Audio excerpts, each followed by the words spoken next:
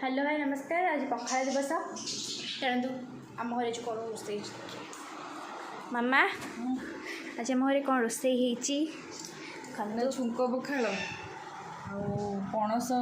पिठू दे भजा चिंगुड़ी भजा आमलेट छुई भजा बड़ी भजा बैगण भजा आलू भजा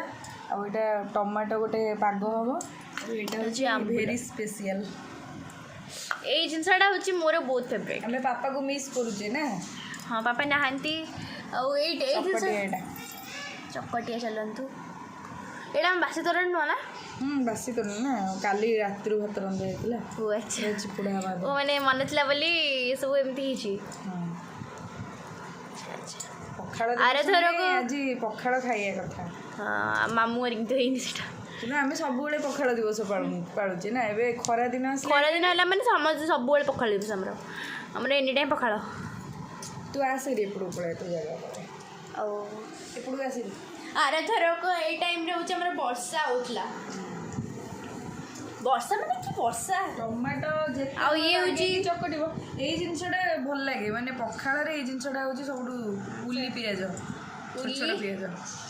पुली पिज ही कहते गोल गोल पिज गुली पिज पुली ब्लगर ये हूँ यार हूँ पखाड़ एत फेवरेट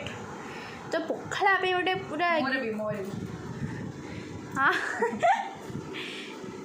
मु खाली गोटे सांग मैंने खाली रुटी खाए घरे